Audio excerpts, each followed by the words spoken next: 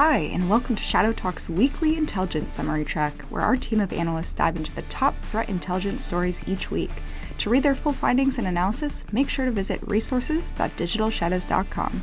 Now here's your host, Harrison Van Riper. Hey everyone, I just wanted to drop a quick note here before the episode. There's a slight audio clicking throughout the episode that was just kind of a recording error. Can't really take it out for this week, but next week it will be all sorted, so please just bear with it. It's not too terrible, but it might be noticeable. Thanks. Hello everybody. Welcome back to Shadow Talk, weekly intelligence summary. With me this week I've got Rose Bernard. Rose, how you doing? I'm very well, thank you. How are you? Pretty good. My voice is a little croaky, as you pointed out, but I'm not sick again, as I've been sick the last couple times we've been here, but feel good this week. We've also got Jamie Collier sitting in there with you, Rose. Jamie, how are you doing? Very good. Very excited to be on Shadow Talk. Awesome. Yeah, so Jamie's on the strategic intelligence team. He's an analyst on Rose's team. And then sitting next to me, I've got Alex Girikou back with me again. Yet again. He's also a strategic intel analyst. How are you doing? Good. It's good to be back for the third time now in the row. Yeah. You sound so enthusiastic about it. I need your energy, Alex. I need it. So this week I was in New York, and that's why my voice is a little bit croaky. It's been a fun week, but yeah. So we're back again for another intel summary. Let's just jump right into it. So, Rose, why don't you kick off what the main story of this week is? So the main story this week is about potentially the biggest data dump that has been reported to have been leaked online. It's called Collection Number 1, which is a title I really, really enjoy because it makes me think that in kind of 6 months we'll be sitting here being like, oh yes, Collection 5, which harks back and shares tendencies to this artist's earlier work, Collection Number 2. But is in fact a data set which contains about 770 million email addresses and passwords, all sold for the very, very affordable price of $45. Oh. Now, yeah, I know, right? Very affordable. So we did some primary analysis on the bits of this breach that we could download, and it does look like it's probably a collation of older breaches all merged together to create one larger data dump. And that has a number of kind of consequences for its value, as well as really holding up a mirror, quite interestingly, to our industry, because it essentially allows us to say, well, okay, this is a really big dump. It's actually quite old. All of these things are out there. So actually, their resale value is not that great. And it's because they're quite old, there's the chance that passwords will probably have been changed. People will have been alerted. It does have some value, so it's likely going to be used for things like, credential stuffing attacks, account takeovers, which don't necessarily need to be high profile, spam campaigns, phishing attacks, kind of this new sextortion ransomware campaign that we're seeing. So it does have some value, and it is absolutely massive. So I think I said 770 million email addresses, but actually the amount of records were about 2.7 billion. Wow. Yeah, it's really, really big. And then thinking about all of these things, so thinking about the fact that it's really huge, the fact that it's historic, thinking about this in terms of its actual value allows us to really analyze our own reactions to it as a security industry and look at the way that this has captured the imagination. So because it's so huge, it is a really, really interesting article. It got lots of publicity. We're sitting here talking about it, so it's clearly quite interesting. But it's also, actually not that impactful. Yes, it's big. Yes, it's a lot of things, but it is a collation of data dumps. These things are already out there. It's that kind of media and reputational impact, and then it allows us to think, well, are we now saying that the reputational impact of these breaches is equivalent to the actual impact of, a data infiltration or a new data theft attack? Right. Yeah, I think the credential stuffing point is what really jumps out to me. I think, these huge data sets are not, you're not going to be pulling out specific things or small little bits of it. You're going to be using it in a more automated way. And so that's where I would think that credential stuffing would come in. You'd also think, just with all these different repositories kind of linked together through Collection One, it's actually more than anything just a point of convenience for threat actors, because rather than having to find all these different databases, someone taking the effort to kind of put them together then just helps them out. But I think you're certainly right that the kind of media is really driven often by the numbers, when that's not necessarily the best kind of indicator of a serious breach.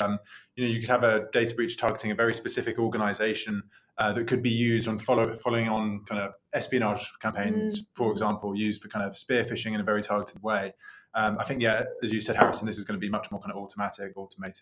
What's that ship thing? There's a thought experiment, ship of Theseus. And it was the thought experiment that if you have a ship and you replace parts of it every time and time again, and you eventually get to the part where all of the parts are new, is it a new ship or is it the old ship? And I think that that's almost what we're looking at here, because we have a collection which is being packaged and reported as a new collection, but it's made up of all of these other bits and pieces that are out there.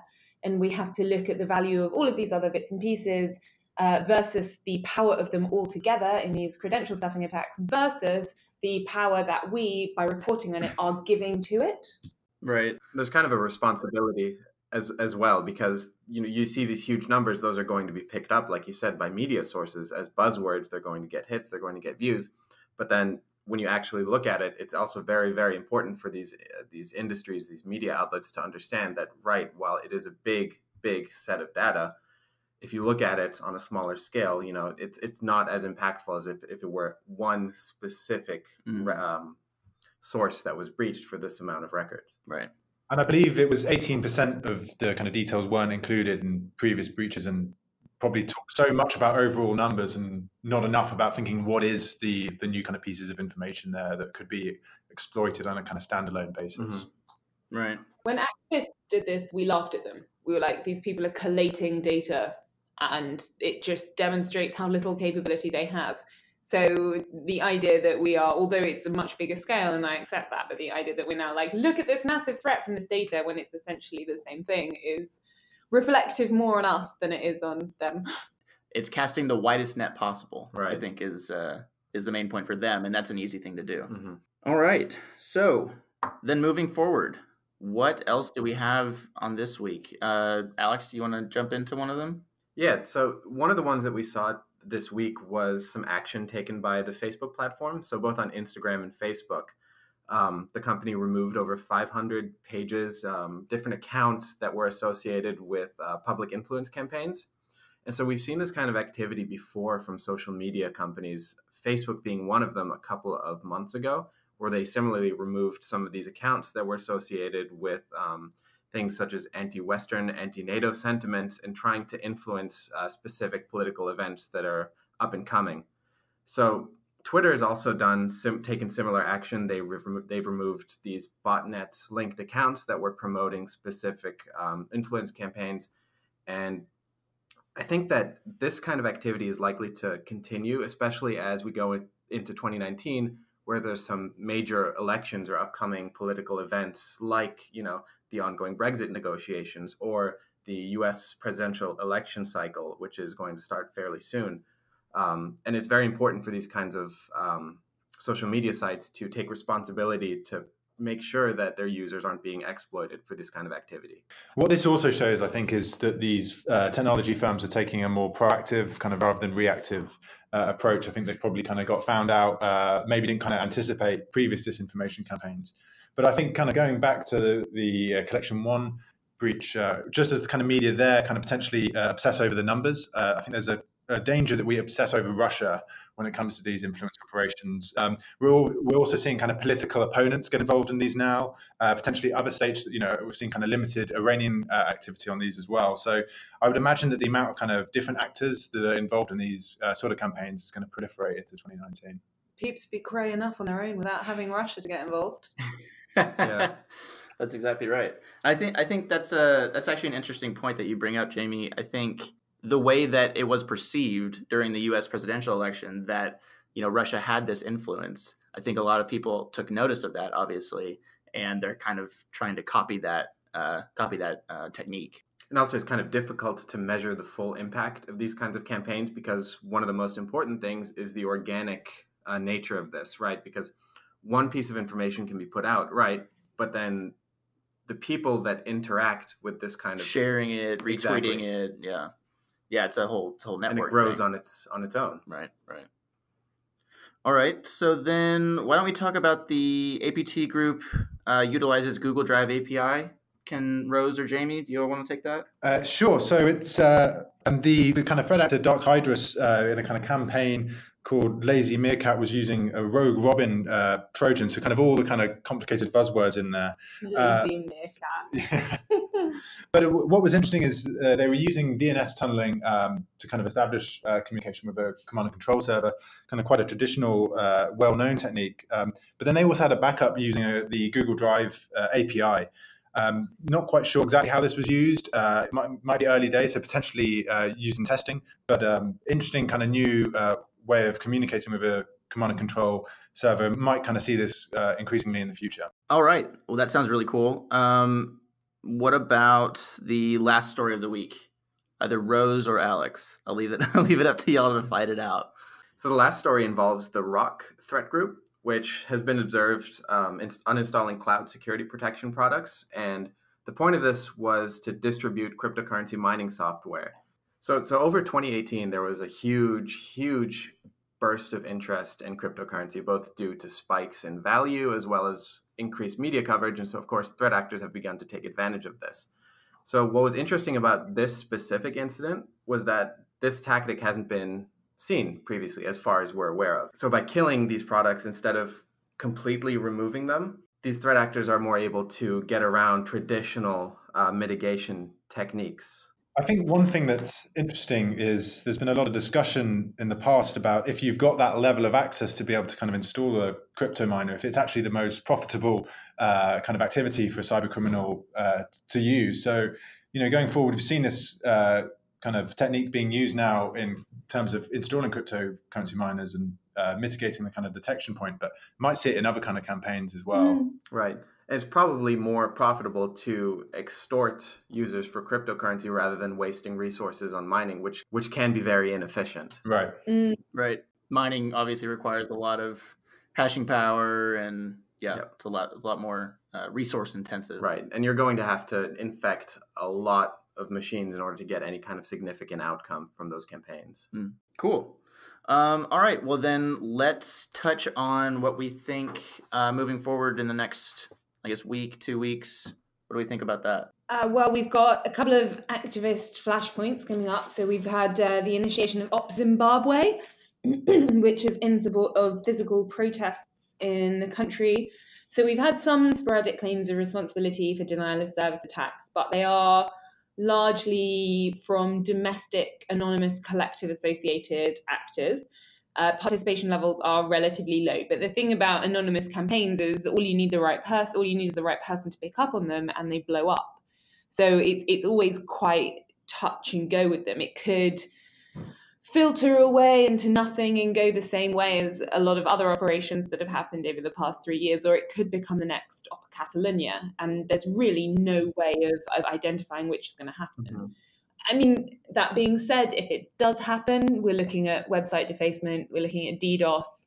It's not particularly breaking news, but it is endemic and it is persistent. I mean, and speaking of persistent, the other flashpoint that's coming up is we have Holocaust Memorial Day, which I think this year is occurring on the 27th of January. And Op Israel is one of the biggest anonymous campaigns targeting kind of Israeli companies and websites, government, defense indiscriminately. So that is a persistent campaign because that's been going for 5 years? Longer? I still think it was 2012 yesterday, so an amount of time. And these hacktivist campaigns traditionally rally around significant dates. As we've seen with Op Catalunya, the date of the referendum has seen significant activity, around those days every single year. That is going to do it for us this week. Go visit us at resources.digitalshadows.com to download the full intelligence summary. Follow us on Twitter at Digital Shadows and use the hashtag ShadowTalk to submit a question. I have a really brief question this week, and nobody knows what it is yet. So I just thought of it. If you could, I don't like surprises. Do what? I don't like surprises. Oh well, you're gonna get one. Comparison. So if you could have one technology in addition to threat intelligence for a security team, what would it be? Teleportation. Why teleportation? I don't know. It just sounds cool. Yeah, but how You would didn't say it that? had to be useful or real. You didn't say I had to be like it had to be useful. You just said what would I have? Well, I mean that was the rules of the question, so I guess you abided by it. In principle, if not in practice. Alex? I guess unlimited human resources would be pretty useful, don't you think? Unlimited human resources would be very useful. And it fits the question, so. Savage. All right, Jamie. I'm going to go for both AI and blockchain so I can talk only in buzzwords. Oh, perfect. Everyone will invest in your security company at that point. Yeah, exactly. All right, awesome. Well, that was just a quick one for this week. Again, go visit us at resources.digitalshadows.com. Talk to everybody next week.